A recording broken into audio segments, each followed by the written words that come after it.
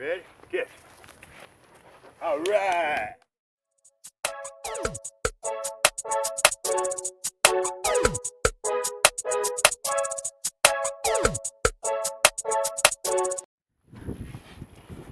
All right, every kitchen should have three things, whether it be your indoor kitchen, your outdoor kitchen, or your mobile kitchen.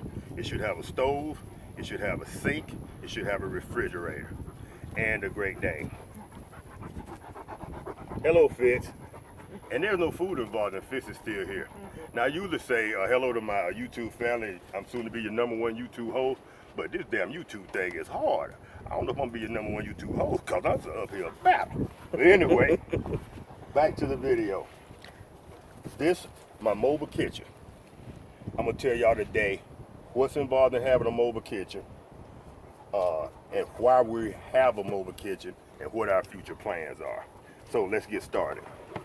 The first thing is, in my mobile kitchen, I'm fortunate enough to have two stoves. I have my Coleman stove, which uses a, butane fuel source, and also I have Hot Logic. I have 3 Hot Logics.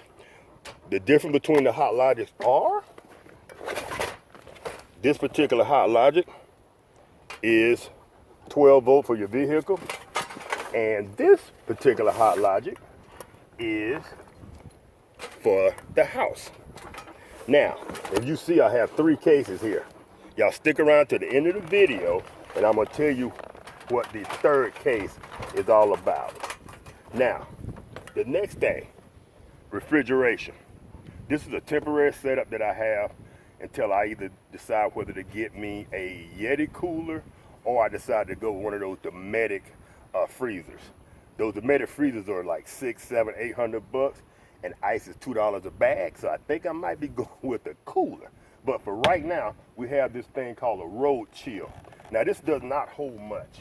It only holds about maybe 3 or 4 sodas, or it holds 1 food container. But since it's just me and I use this at work, that's fine for me, just the 1 container. Now, about this refrigerator, I found this 10 years ago at a garage sale for $10. I found it in my shed about a month ago, and it still works like a champion. Now, maybe not after all that pounding you did on there. I pounded on the box, not on the cooler. Now, the beauty of this thing is, this is also 12 volt. Now, if you know anything about Jeeps, a Jeep does not come with a cigarette lighter plug in the back. I took a drill bit, I drilled a inch size, 1 inch hole in my Jeep, and my wife probably recommend I not do that, but I drilled a hole. There's a slot right in here. There's a perfect space to put this doggone 12 volt. You plug that in, and if you can hear that, the refrigerator's on. Now, I can leave this on all day. I've left it on for 8 hours, and my Jeep started right up. It did not hesitate in the least. And as a caveat, I took this broken, what do you call this, a thermostat? Yes, sir. For the air conditioner, and I leave that on the inside. It's broken as far as working in the house, but it still reads correct temperature. And right now it's 96 degrees in Southwest Louisiana in the shade. But I put that in there, and it lets me know that the refrigerator's still working. I put my food in there in the morning. I go outside at my 8:30 break. I take my food, I put it in my Hot Logic, and it's ready when I go outside at 11:30 to eat. And as you know, I think I mentioned in a previous video, I'm intermittent fasting, so I have my first meal at 11:30. Now, we said refrigeration, stove, sink. I mentioned this before in previous videos. This is my collapsible cutting board and my sink. And if I have something that I want to either wash, or I need to wash a dish, and I pick these up at the Dollar Tree for $1 each. And these are made out of that chrome material, and they're easy to clean. And the only problem is it looks just like Fitzgerald dog bowl. So hopefully I'm not eating dog food, and I'm thinking I'm supposed to be eating my food. Fish scale break. Yeah, he doesn't care. He'll eat out of either bowl, whether it's my food or his. Now, check this out. On every video, I think that I'm a genius. And hopefully y'all agree too. Y'all heard that, I think, right? I think I am a genius, but most geniuses think they're geniuses. This is just a thermos. I hooked this to the frame of my Jeep, and this is my water source. Oh, I like it. I like it. I take my bowl if I want to wash a dish, and this only holds about a half a gallon of water, but it still works. I go ahead and put me a little water in there. I wash my dish. When I'm done, boom, and that's would be the equivalent of what they call gray water. So it's harmless to the environment. Does it seem harmless still, Daddy? Does it still seem harmless? It's harmless to the environment, not me. So, let's see how you have that secured on there. yeah. I simply have this bungee corded to the back of my seat, because when Fitzgerald rides in here, we only have that seat over there down, and we leave this seat up because it's easy for him to get out. So I had this bungee corded to the back of the seat. And it moves around a little bit, but when I'm driving, it won't slide off or anything. So it's pretty secure. All right, and this one? And this is just a big, I guess you call it a bungee cord as well, but it's one of the big, hard rubber bungee cords. And this here is it's real secure. Now normally, whoa, careful, all right. yourself. And this doesn't move around much at all either. Now, I told y'all, one other thing we're missing. Let's go in the garage real quick, and I want to show them my spice rack. Since I don't have the roof on, my spice rack is on the roof. So let's go in the garage real quick and show them the spice rack. Removable spice rack, guys. How fancy is this? All right, I'm gonna take a guess. These are bicycle attachments. Absolutely. Oh, that is awesome. Now, what I did was I just took a shower curtain and I put it across the top of my Jeep cab. And you notice right here it has a little groove, so it holds that thing in place perfectly. I tightened it up and left and put it as tight as I could so it's secure, it doesn't move. I took those bicycle cup holders, and y'all seen those in previous videos, and this is what I call my spice rack. My go-to Dale seasoning and absolute, and it holds my light. Nice. This is my Dale seasoning, this is my onion, and this is my olive oil, and this is my salt and pepper. And as a caveat, I also have some of my camera equipment hanging up here. This is for me to hold my phone if I'm recording something in the back of the Jeep, and this is to hold my tablet. So if I want to watch something while I'm having lunch. Nice.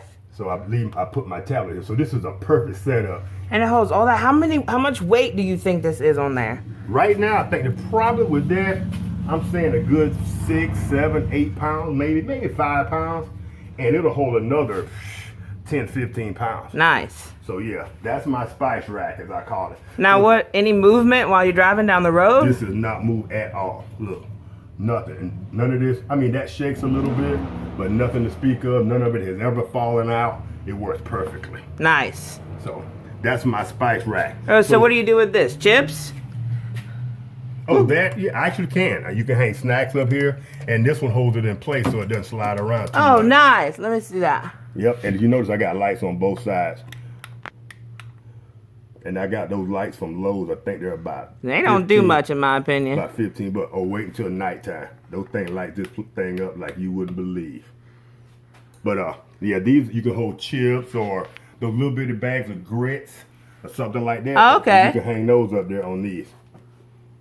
Cool. So that's my spice rack. If you notice on other videos, when you see people in Jeeps or Suburbans or whatever, they have all the boxes or whatever. And we're going to build a box in the back of the Jeep. But for right now, that's out of the way. It's conventional, and it's removable. And it takes me about 30 seconds to remove it. All right, fam.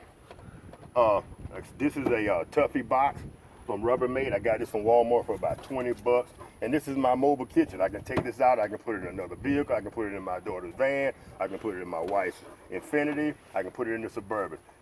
And the only thing I wouldn't have, I have to just throw my spices in.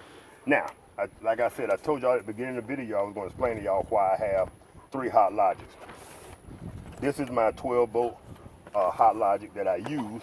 Now, this is the Hot Logic bag that my 12-volt Hot Logic came in. And you notice I haven't even taken the tag off. I simply use this to hold like just whatever, my bowls, my whatever I'm eating that day, my hot sauce. And here's the reason why. I bought this, it was a cheapie by a company called Otto, I believe it was, about 6 months ago. And as soon as I bought it, I used it 3 times and it fell apart. You can see the pieces. Where'd it go? Right there. There it is. It simply fell apart on me. It's junk. But the case is magnificent. The case actually has a zipper in it that the Hot Logic doesn't have. I keep my spoons and forks in there. And the case is wonderful. So what I did was I took the hot plate out of this one and put the Hot Logic hot plate in this one, and it works. I love Hot Logic, but their bags could use just a little bit of improvement. That's storage right there. And the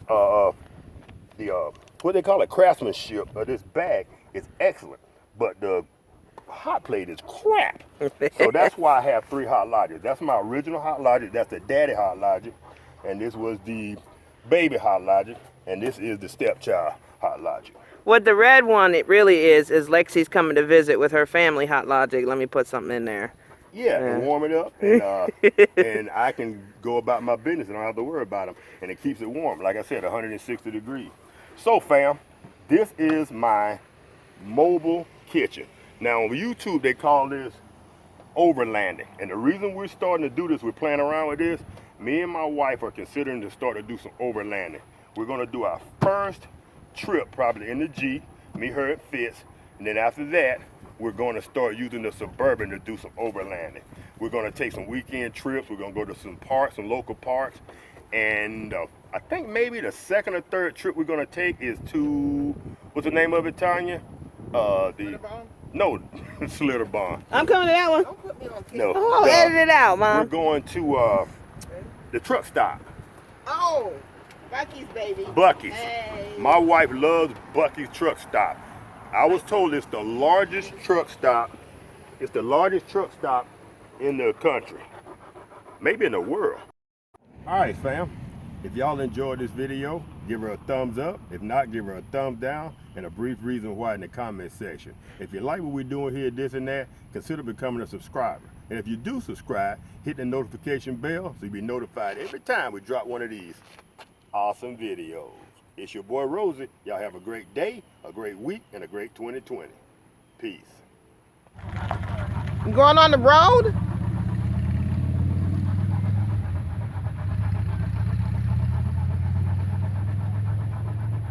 I'm sending this to Roman and Anakin.